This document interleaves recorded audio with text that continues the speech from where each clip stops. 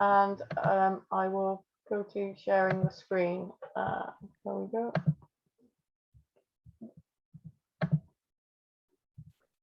Okay, everybody see that okay? Good. Okay. Do you want it on this, Katrina, or would you like slideshow on? Slideshow is probably easier. You've got controls, don't you? Yeah, I do. Yeah.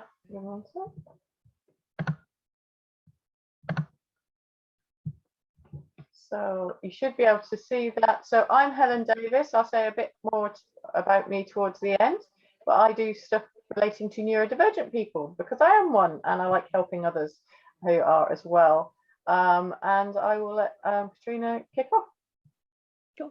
And just, I suppose, to explain, Helen and I worked together on this financial wellness stuff back in September, and just as things happen organically, Helen had the idea of putting together the information in a way that was palatable to neurodivergent audience. So this is how this came about. So we're just trialing this out and see how it goes. But it's covering kind of some of the principles that I cover in what I teach. So I'm a qualified financial advisor. I'm also a property investor. So I live and breathe what I teach in terms of diversification. And what I'm hoping to do today, really, just I think it's on the next slide, Helen, is give you an overview really of financial wellness and of what that is, what it means to me, what it might mean to you. And then I'm going to give you a little bit of my story as to where I came from, because it hasn't always been, I haven't always been in the space of financial wellness. And, you know, it's very important from my perspective to make that real, and so that it's relatable to others, because otherwise, you know, like it's very hard to educate and empower people when you're coming from a place that people can't relate to. So I think I'll be sharing my story with you in that respect. And then really the core of what I'm going to cover today is around top 5 clues to financial wellness success. So it's about just very simple things, and there's nothing that I'll cover today that you will find overly complicated. Some of it might be a little bit challenging to some of your beliefs that you currently hold, but it's very ordinary, basic stuff, and that's the way I like to approach it, because I find it's more digestible for people in that form. So just to move on to the next slide, Helen, please. Yep, no worries. So in terms of financial wellness, my go-to starting point is always, what is it? And the answer to that varies based on your perspective. So my answer revolves mainly around my family and around having the finances in place to have choices for myself, whether I know when I work, how I work, to be able to provide choices to my kids as to if there's a class or something that they want, activity they want to do, to never let money be a reason why we can't do something. And so it's very ordinary, very day-to-day. It's not private jets, you know, yachts, multiple houses worldwide. It's quite a simple life, and to me, that's really important, because a lot of people feel that it's something that's out of their reach. But to me, it's very ordinary things, and it's having multiple streams of income that allows me to make those choices and to have that sense of financial wellness. But it's very individual. So what it means to me doesn't necessarily have to mean that it looks, you know, exactly like that for you. It could be something very different, and that's absolutely fine. It's not black and white. And it's very much a case of you leaning into it and trying to get clear as to what that looks like for you. And when I'm working with clients, what we do is we go through, have a little audio which walks them through their ideal day. And that very simply gets them to imagine, from the time they open their eyes in the morning to the time they close their eyes at night, what's happening in that day. You know, where are they? Who are they with? What are they doing? And a lot of clarity comes from, I've found, personally and working with others, through really simply walking yourself through that. And people become, you think, actually, you know what I really like is, and the vast majority of my clients have very simple requirements as to what they're looking for too. They're not looking for their life to be vastly different from what it currently is, but a couple of small changes would make the world a difference. So that's the first step, is trying to get clear yourself on what that looks like for you. So if I move on then to the next slides, Helen. Oh, sorry, let's see, you're in here now. Go for it. Yeah. Yeah, and then what I wanted to say, building on that, is that we all have unique brains, and that's absolutely fine, whether, to be honest, you're neurodivergent or not. We all approach things slightly different, and actually what we have here is some really simple steps that are applicable to everyone, but how you do them is up to yourself, really. You want to find something that works for you. But it's also absolutely fine. I like to say I own my weird, so I'm up for that. And I think, so people should be absolutely fine about wherever you're starting from. That's completely okay. And however you want to approach it, equally that's okay. And that's something I'll talk a bit more about as we go through. I wholeheartedly agree.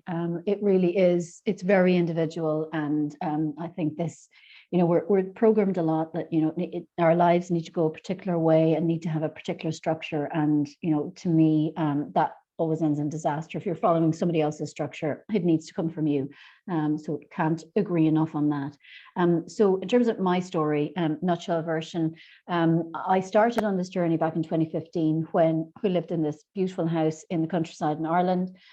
Yet despite outwardly people looking in thinking, wow, you're living in a beautiful house, you've got 3 beautiful small kids, they're all happy and healthy. Yet I was definitely not feeling that. And when I had the realization that, financially we were really in a bad place. My kids, 2 of them have birthdays in October. We were having a birthday party for them. And the morning of the party, 2 letters arrived on the doorstep from the bank with 2 mortgages that we had, one on this house and one on a house in Dublin, which we had accidentally become landlords on. And saying that the rates had gone up by 0.5%. And this really was my massive wake-up call. Somebody else was calling the shots on my money.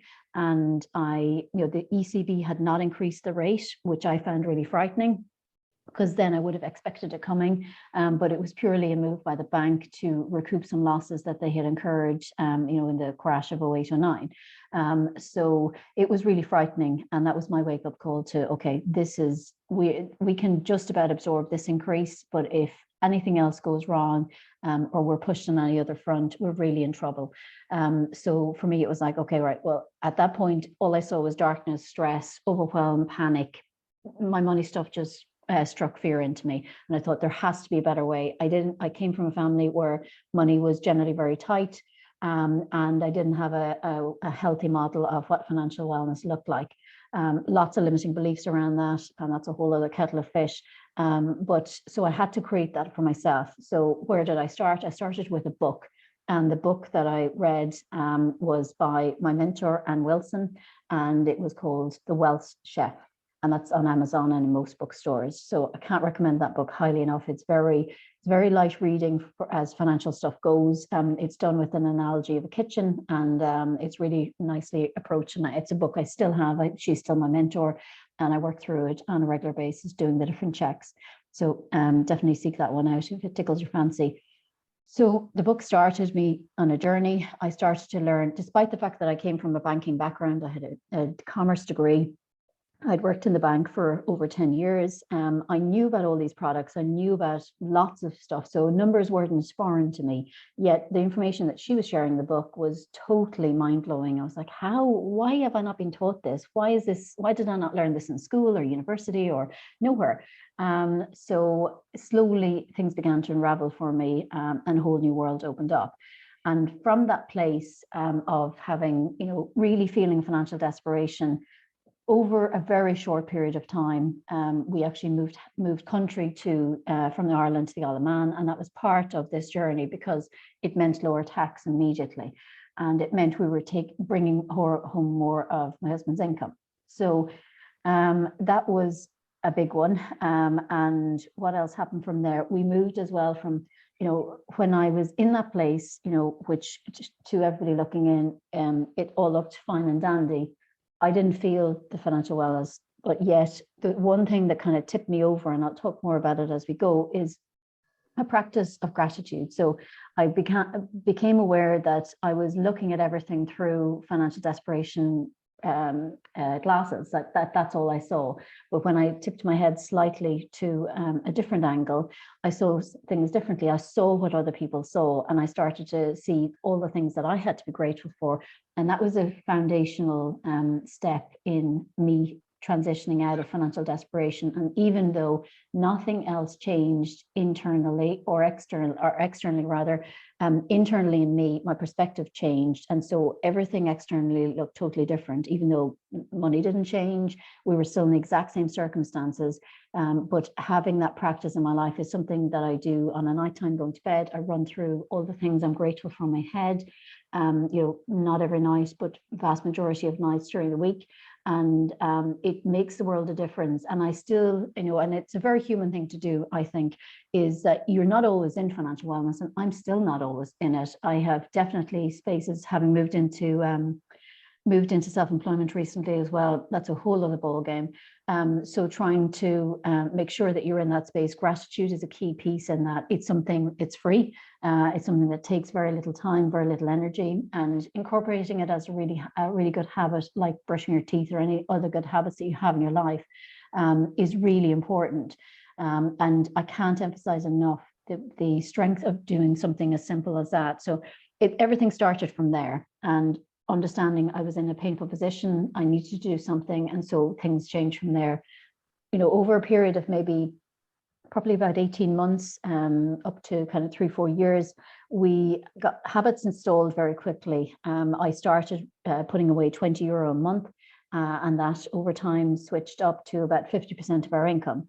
So it really changed in small baby steps. And, I often get pushback from people saying, look, I'm in such a jock, there's just no way that I can get out of the situation I'm in. And I think, no, well, I don't ever believe that. There's always a baby step that you can take, and there's always something that you can do to shift that needle on starting to make that transition from feeling stress with your money to getting to that space where, money really, I see now as a bit of a game, and it's something that I play around with, and some things work and some things absolutely face plant.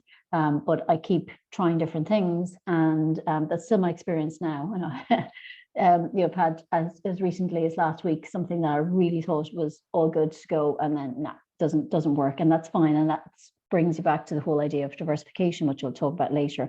So that gives you a very kind of nutshell version as to where I came from and how I got to where I am. So, but it was continual set of baby steps. So if you want to, Helen, flick to the next slide, and talking about pain or pleasure. And for me, this piece is really key in terms of personally understanding. So you start to think about what financial wellness might mean specifically to you.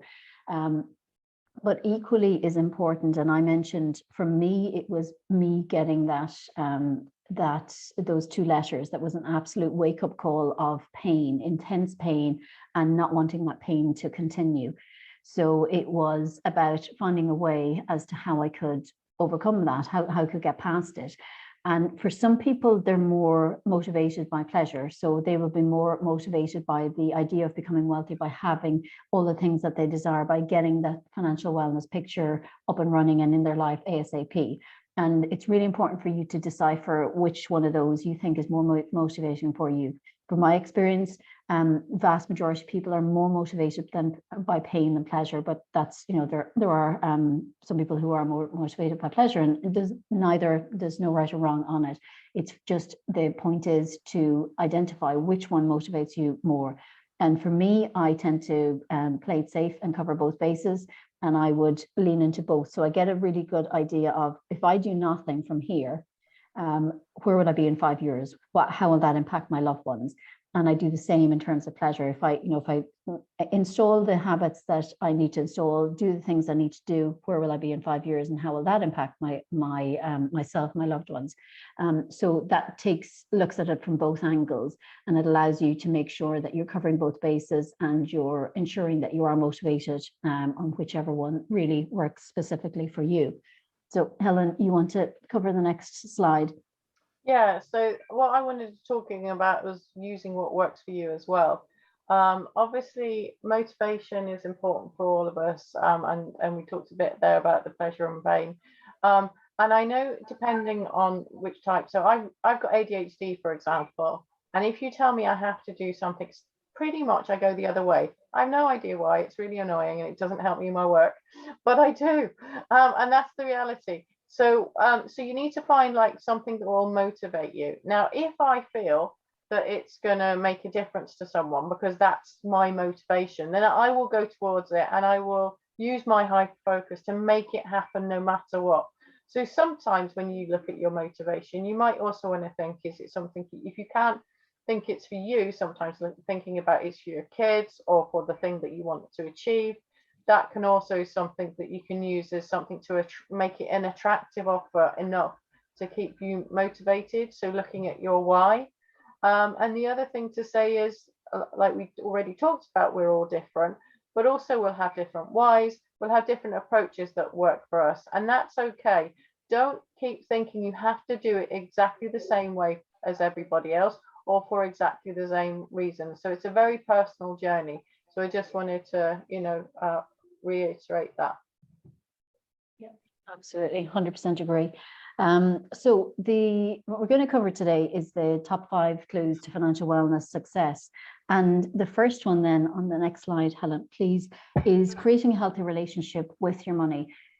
So most people who struggle with money have an unhealthy relationship. And, you can use the same analogy with food. But in terms of money, there are certain things that I suppose you want to be including in your relationship. You want to have good habits so that you do have that healthy relationship.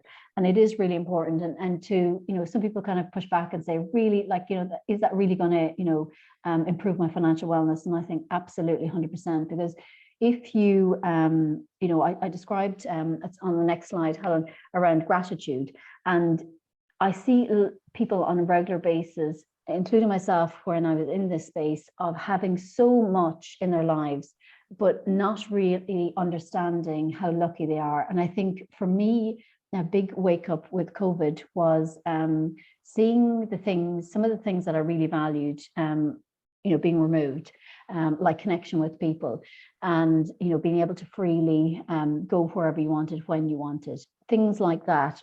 You really start to understand that actually, these are some of the really most essential things. And whilst, yes, you can have a lot of money from the bank, but some things definitely money can't buy.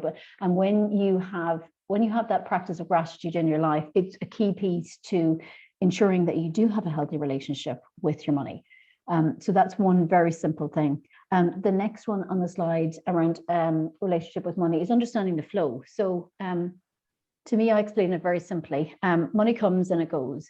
You have both ends of the spectrum on money. You have people who hoard it and people who can't get rid of it quick enough, and then something in the middle. And the something in the middle is where you want to be, ideally, somewhere on that, not at an exact point, but at a point that feels good to you.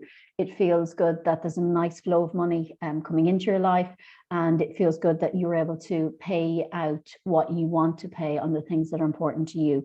So I wouldn't advocate either end, either, get rid of all the cash you can and rack up debt, or, hoard, because both of those are showing there's blockages. So there's blockages on keeping it, and there's blockages on spending it. So you want to be getting yourself into a space where, even things like, I use the example of insurances. Insurances for most people are something that, like, they think is fruitless to pay, and they pay begrudgingly in some cases and not at all in others. To me, if I have the right insurances, I pay them gleefully, because if I ever need to call those insurances in, I'm going to be very, very grateful that I have those in place. So that's part of my money flow. So every bill I pay, it's almost like a Marie Kondo of your financial stuff. So I'm going through my bills and everything, and I'm making sure that every single thing in there, say my internet connection, I am hugely grateful to pay that bill, because it allows me to do all sorts of things that really light me up.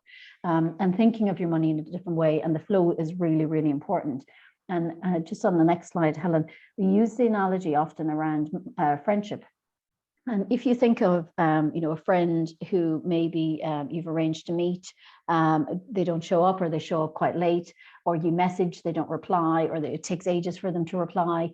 That isn't, I guess, an example of a respectful friendship. And so if you take the same analogy and apply it to money, if you think of your money in terms of having a relationship with it and wanting to have a really healthy relationship, then you need to show it respect. You need to show it good management. You need to show it how to lead. And that might seem very in the woo-woo space, but I definitely think there's a lot of very black and white things when it comes to money, but equally there's a lot of things that are in the gray space.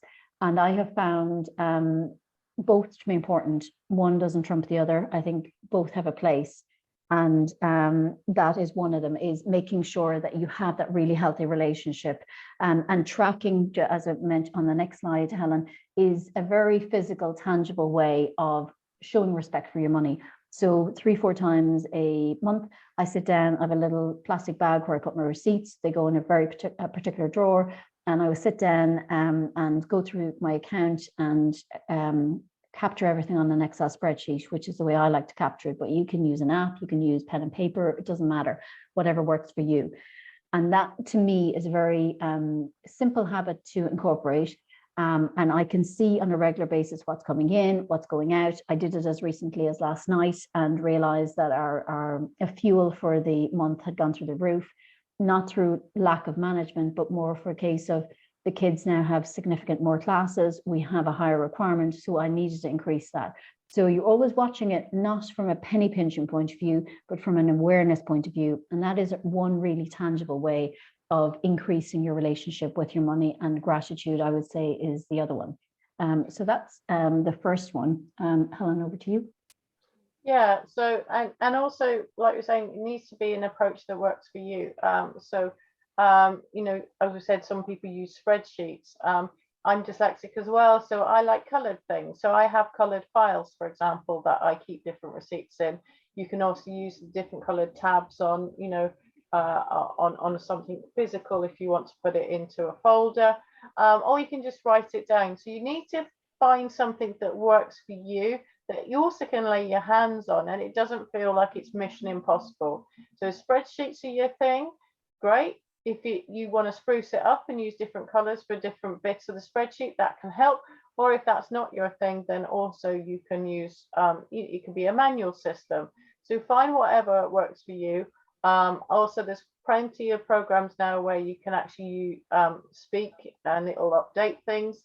It doesn't have to be physically written, but some people really like that. So whatever is your thing, find a way that works for you to keep it simple and actually able for you to also not have it as a big nasty task, but something that makes you feel good, that you know where you're at, and that you're actually you know, grateful for the different things that you're paying for, which is a really massive mind shift actually. And I think it's a really good way of dealing with it.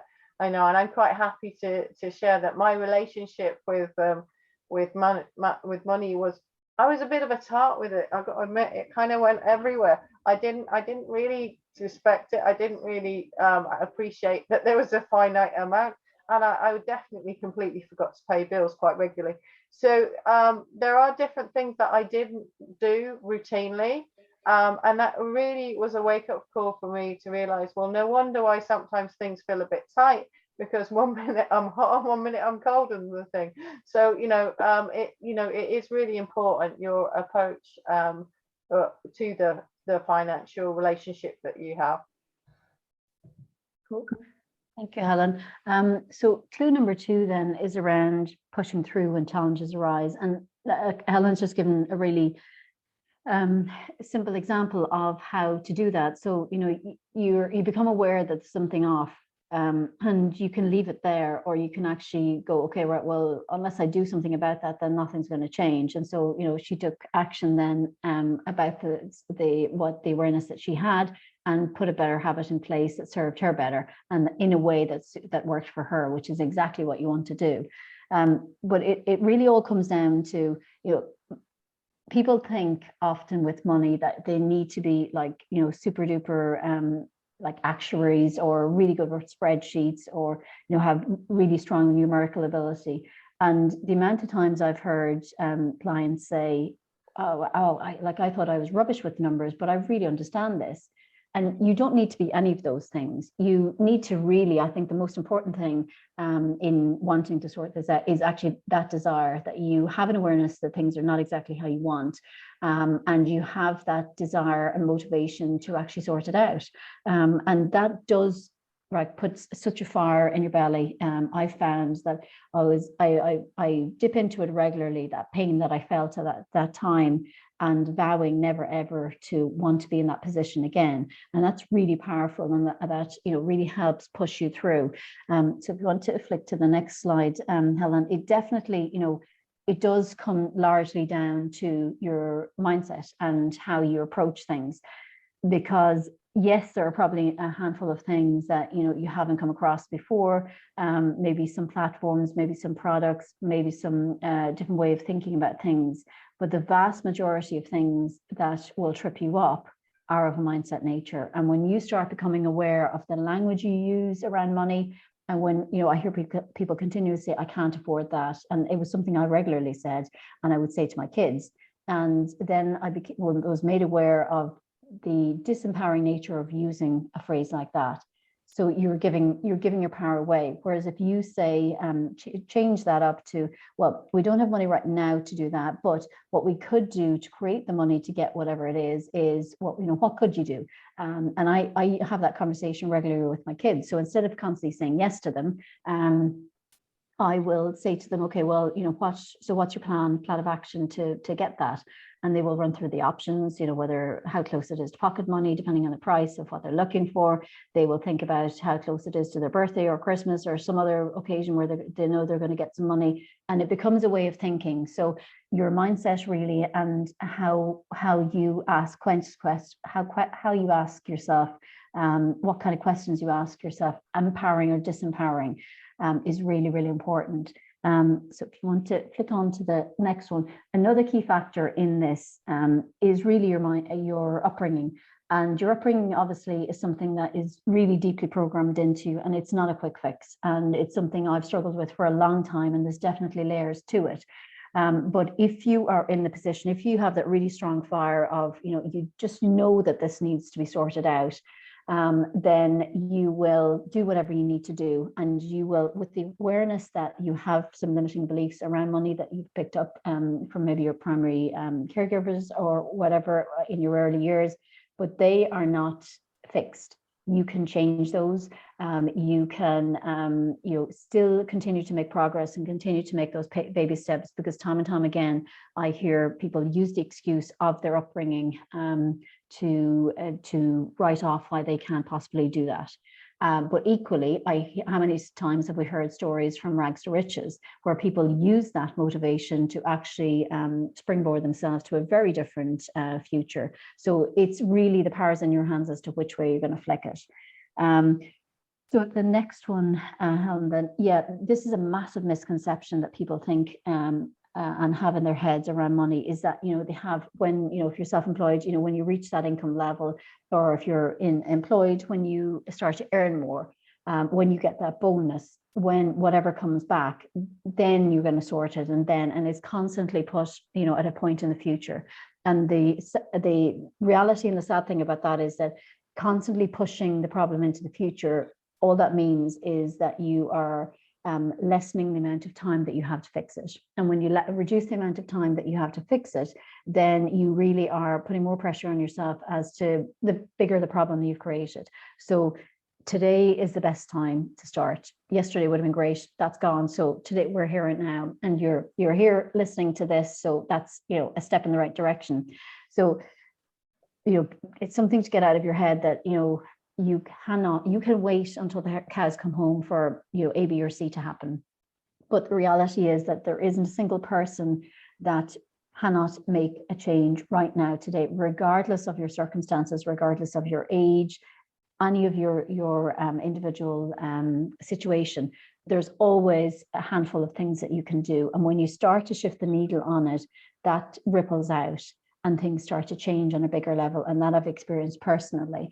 When you get into that space and you move out of the fact that, you know, when this happens, then I'll sort it. It's like, no, okay, you need to take the bull by the horns now.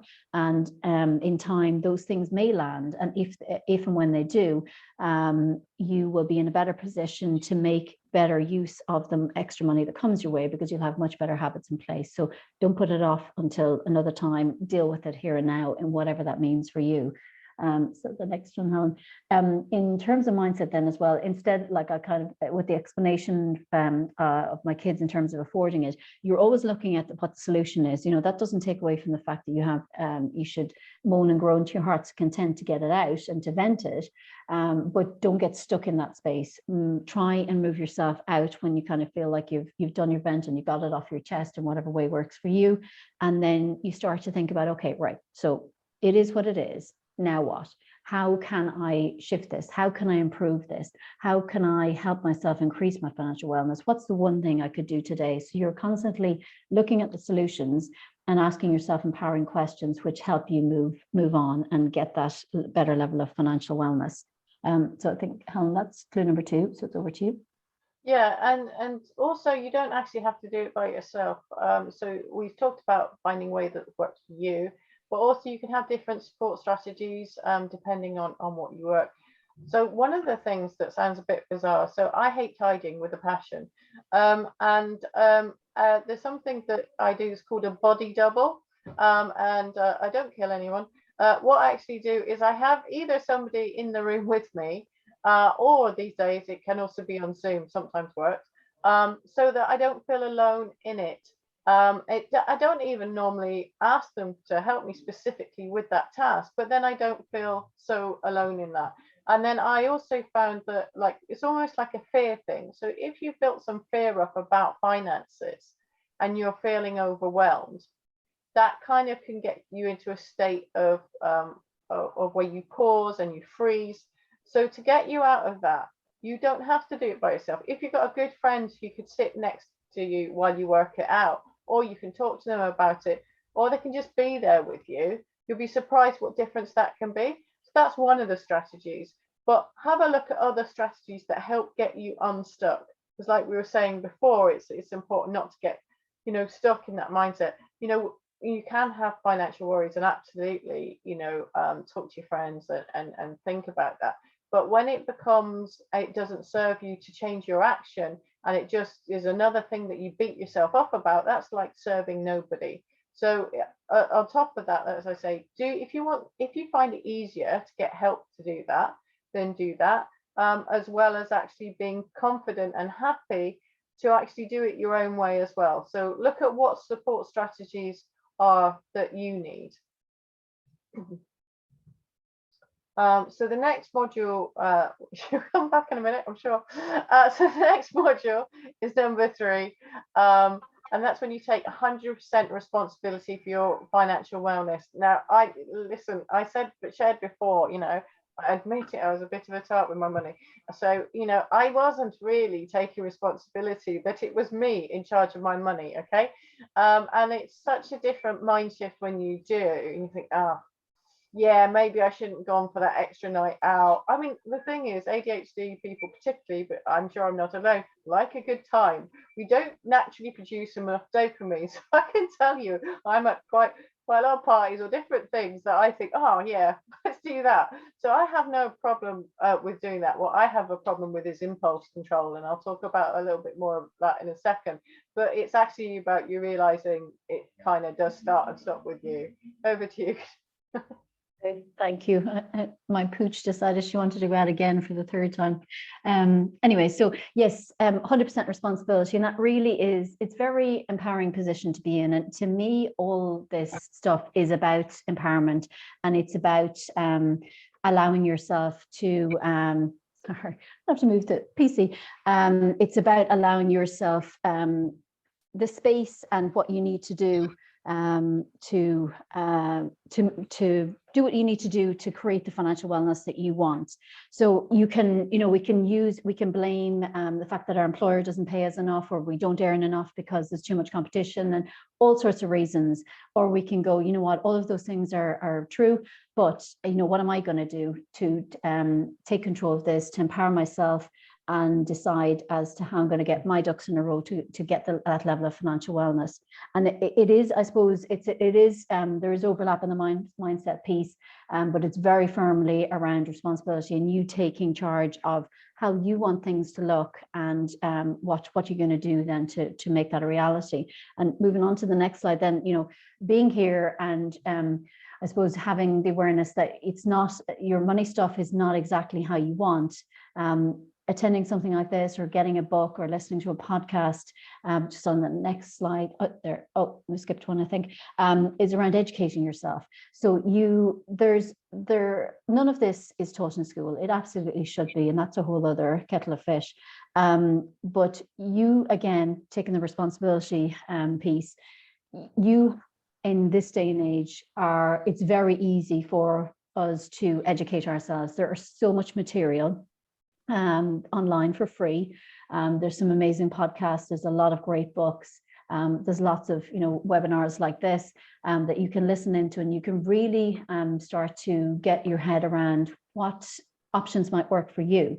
And that's a really important step in taking responsibility, because you don't know what you don't know. And if you told me 5-6 years ago that I would be doing what I'm doing now and operating in a world which it really feels like only a certain section of society are allowed in, which is totally wrong in my opinion, but it came from education. So had I not educated myself, I wouldn't be able to do the things I'm doing now and I wouldn't get the opportunities that I'm getting.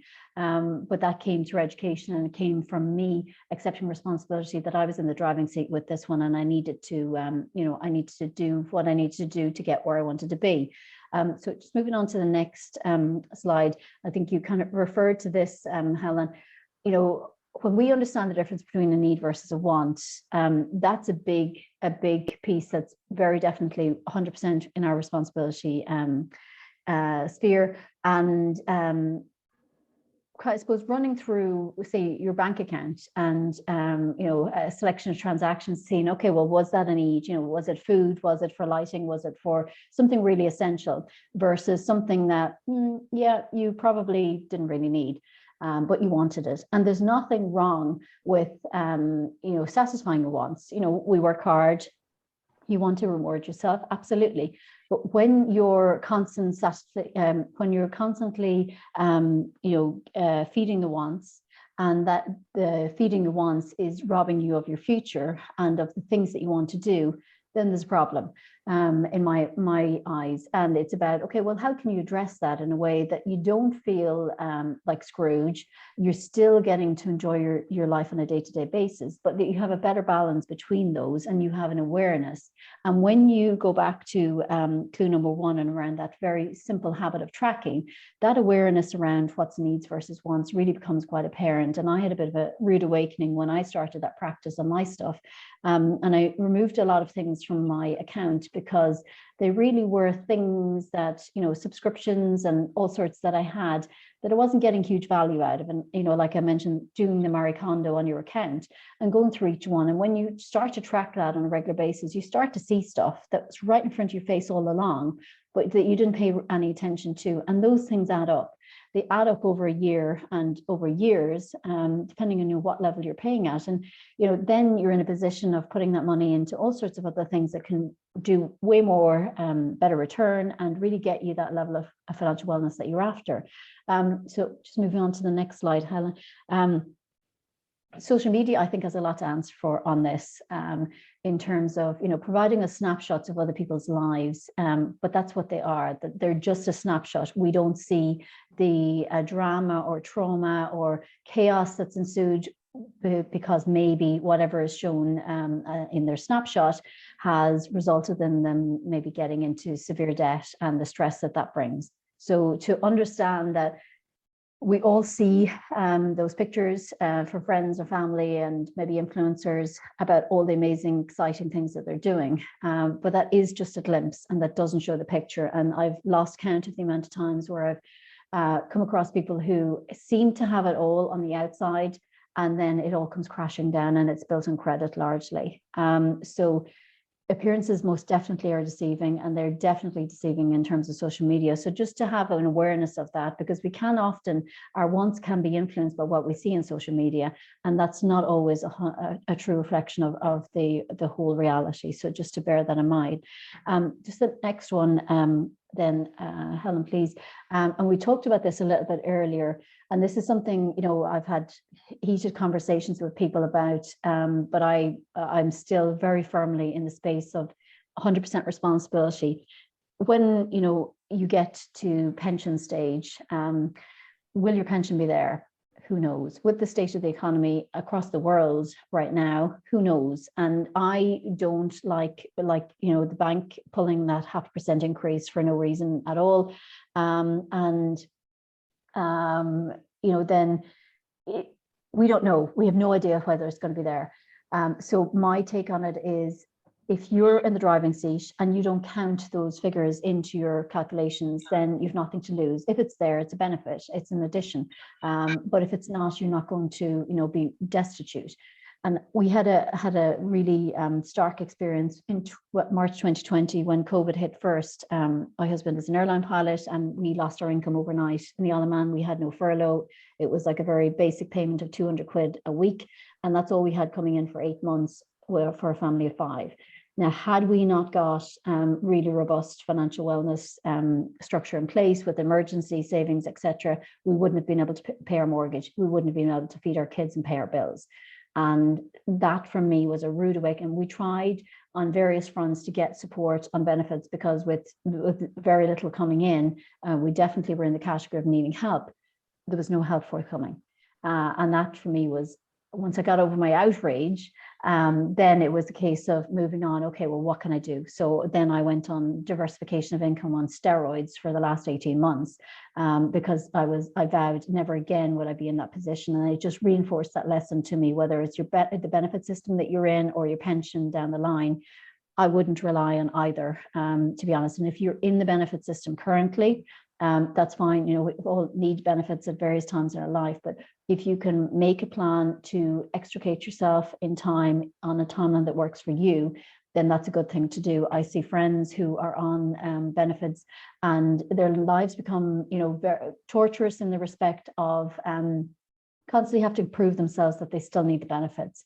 And that feels to me like, you know, not a good space to be in. And I know from their feedback, they feel it too, and they know they need to do something. And so if you're in that space, then it's about finding that plan and figuring out what it is that you want to, you know, you can do to get yourself out of that place and into a place where you're in the driving seat.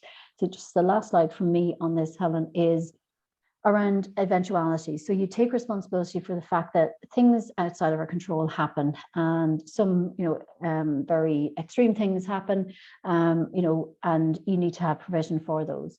So really taking responsibility for all those things. A lot of people don't like to have those kind of discussions, but inevitably they do happen. Hopefully they won't happen to you, but none of us know. So having a plan in place for things like divorce, death, illness, income loss is really, really key. And I've experienced a few of those over the last number of years. And having a plan in place has really been a saving grace, because when you're dealing with the emotional impact of any of those things happening, you don't need the added stress of having to figure out how you're going to feed yourself and your kids on top of that. Whereas if you have the financial piece sorted, then you can deal with the emotional piece as you need to, and be there for yourself, for your loved ones, for whoever needs your support in those eventualities. So sorry, hopefully you can't hear that. So that's the last slide from me. Helen, I'll flick it over to you. Yeah, and so what I was going to talk about here as well is a bit about impulse control and redirection, because so particularly people who don't have enough serotonin or dopamine, or maybe they just weren't taught impulse control and delayed gratification. It's not about judging, it's just to say it can be a thing. And if that's one of your things, okay, fine, own that, you know that. If you find it really difficult to just say, no, I'm not going to just do this anymore, I'm going to, you know, from now on, this will be, you know, absolutely fine. Well, you know, it's not, if you don't take different courses of actions, you keep getting the same thing if you keep doing the same thing. But what you can do is you can actually redirect it. So for example, when I'm feeling a bit blue and I really would like to splurge on Amazon, instead what I might do is go up the road and I'll go to the charity shops instead. Or I make things a bit more fun, and I don't know, there used to be this program called Ready Steady Cook where you kind of like, you know, had different ingredients and off you go. And so instead I'll be like, what can I get for a tenner? And then I'll, you know, my poor son will have to eat whatever it is. But basically, you know, it's trying to make it a bit fun, a bit light-hearted if you're on a budget or if you have to make it work. Or it actually, you know, so you do have fun, and it's not, you know, the fun isn't about having the next great thing or get fixated on that, but you redirect it so that it's a little bit more healthy, basically. Cool. Yeah, thanks, Helen. And I totally get the Ready Steady Cook piece. So it's one thing that we came across when a few years ago, when I had mismanaged the food budgets for that month. And I thought, okay, well, rather than get myself in a tiz about it, I think I had maybe 20, 30 quid and there was 2 weeks left in the month. So it was a case of best before bingo and going to the supermarket and becoming acquainted with those kind of the yellow stickers and seeing what we can do. And the kids, we made it into a game, and it became a fun thing rather than something that we felt, you know, had been imposed on us. And obviously next month I was a lot more careful. So you can make it into change the energy around it, you know, or you can make it into something that's heavy. The choice is always yours. So the fourth clue then is around trying to get the ideal balance between short and long term. And we've touched on a little bit of this in some of the other pieces we've talked about with your financial wellness. So, and you mentioned just on the next slide, Helen, around the instant gratification versus delayed gratification. And I totally agree. It's not a case of judging, absolutely not. We all have those, and we all have those to varying degrees, and having an awareness around those is the first step. And then, you know, making a conscious choice, because there are definitely times when I will absolutely opt for instant gratification for whatever reason, and I'm okay with that. It's a conscious choice, but it's where we get into bad habits, like with Amazon on our phone, and when we're feeling off, whatever we throw whatever in the basket, order it, and off we go. Whereas if we had, you know, we left it maybe overnight, slept on it, looked at it again in the morning, we might make a different choice, or we might choose, you know what, I actually don't need that. Because we all have those places in our house where we have stuff that we don't really need.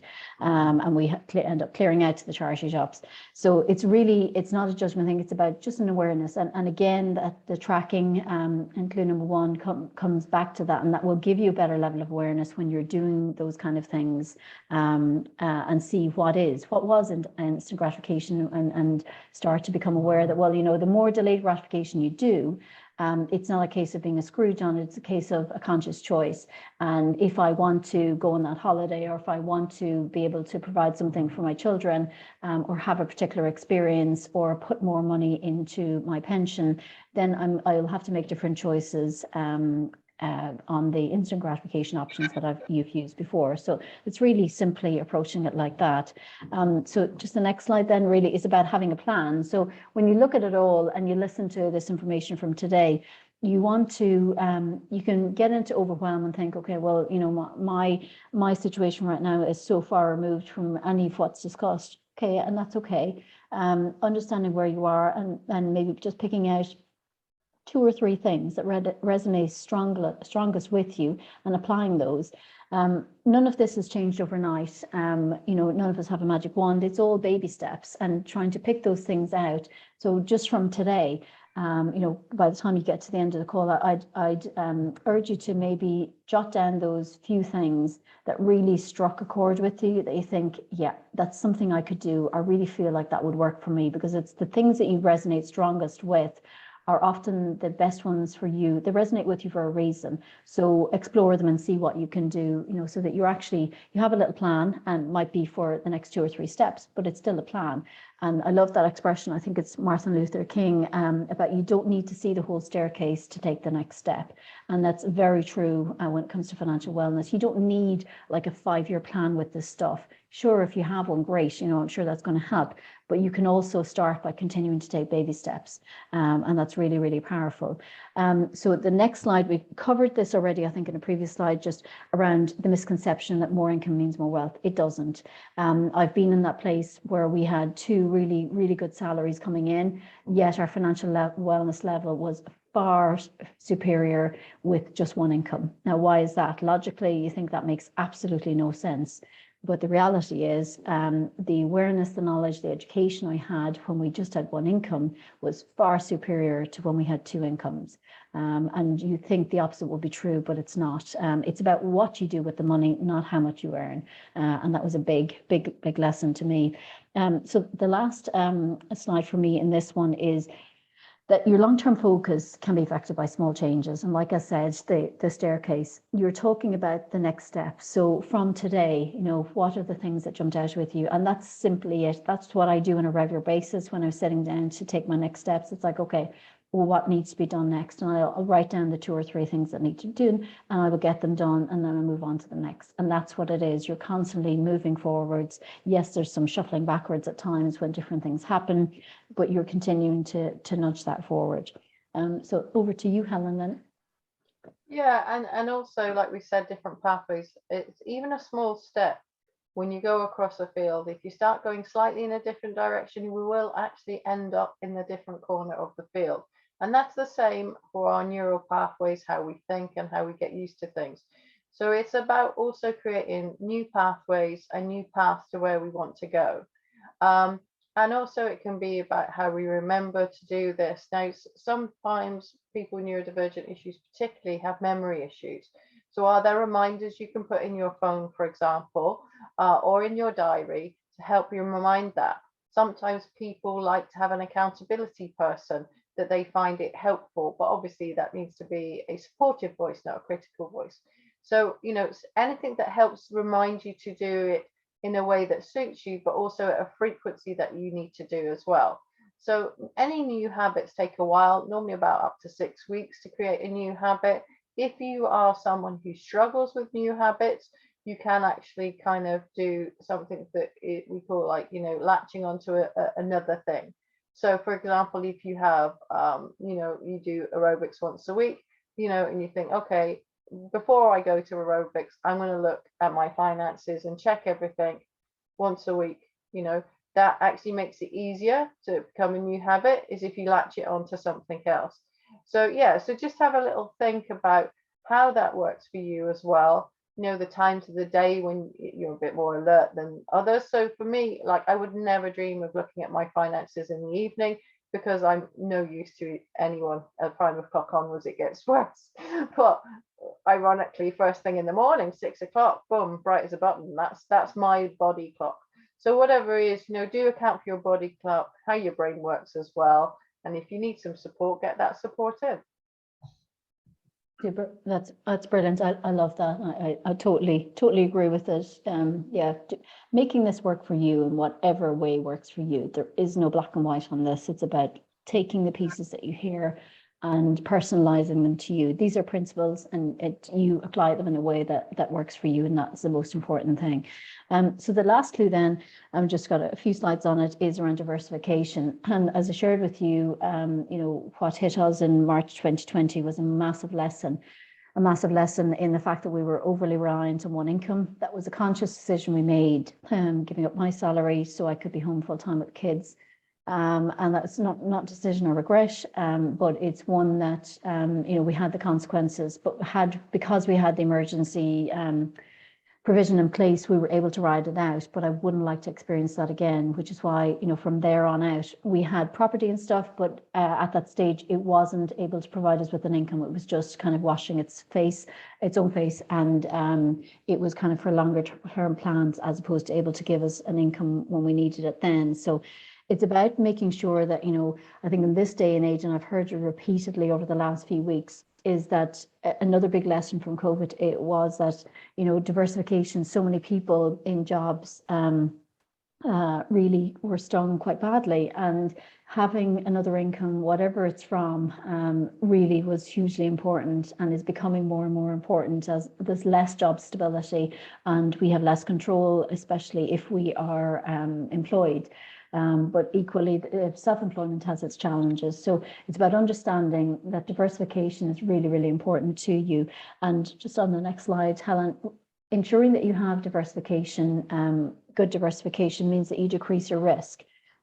So it's really an important thing, and there's a big piece around this in terms of asset classes and all the different assets, but you want to try and ensure that you have some income coming in from different sources. You have, in terms of your investments, different money in maybe in property or in equities, etc. Maybe you have a little side business depending on what it is you do. And none of this happens overnight. If you told me that I would have kind of multiple streams 6 years ago, I would have thought, look, I can't quite do that right now with 3 small kids. But it was over time. It started with the €20 investment, which I learned about, which was automated and very hands-free, which was something that fitted with having 3 small kids. And then it moved on to more hands-on stuff like property, but actually for me in a hands-free way. So it's possible to, again, with this, do it in baby steps. You're not looking to get perfect diversification by, next week. That's not going to happen. It's about baby steps and taking your choices on it and making your choices on a daily basis that leads to that, and educating yourself about what the options are for you and what are the ones that best suit you. So that's really me on diversification. Helen, back to you. Yeah, and I was just, saying there's also more than one approach. Definitely just diversify on how you do things. And you're finding, your zone of what works. And when you look at diversifying, some things might be more attractive to you than others. So do have a think about what resonates for you in terms of when you want to do different things. And even a small thing can make a difference. One of the things I'm mindful when I did this before is like even 20 quid a month can make a massive difference. But given the scare that we had in COVID, and sometimes things feel a bit wobbly, play to your strengths, and your interests, and see which things that resonates with you that you can give a go as well. Absolutely agree. So that's pretty much it. I think. So we've covered kind of the 5 clues, given you a little bit of background on the financial wellness.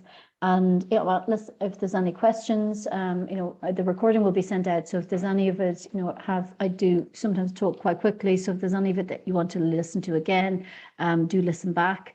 And I'm on social media, Financial Wellness Academy on Facebook or on LinkedIn, and feel free to drop me a message or connect with me. Yeah, and I found the course that I did it myself very, and found it very useful indeed.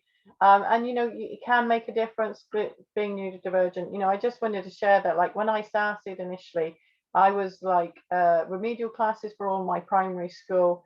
I was in the bottom set for everything in my secondary school, and actually then I ended up in a career of nursing for 33 years. It worked out absolutely fine. And actually I'm now a clinical director. So it actually can be, and it was the baby steps. It was a lot of support along the way. And I see this as no different to the other things that helped me get me where I am today. It's finding the thing that works for you, getting the support that works for you, and having, for this, I found the framework particularly helpful. So we are going, this recording will be going out to other people as well, so that everyone can have a look. And depending on the numbers, if there's enough interest, we will also be making an offer for a course if people want to do it in depth, a 30-day course to help focus on different particular aspects to get you over the line and get this enacted. That's certainly something that I personally did, and it made a huge difference for me. So yeah, that's about it. Any other questions would people like to ask? Nope. Okay. Well, thank you so much for joining me. And thank you. It's really great. And yeah, bye for now. Thank you so much. Bye. Thank Bye. you.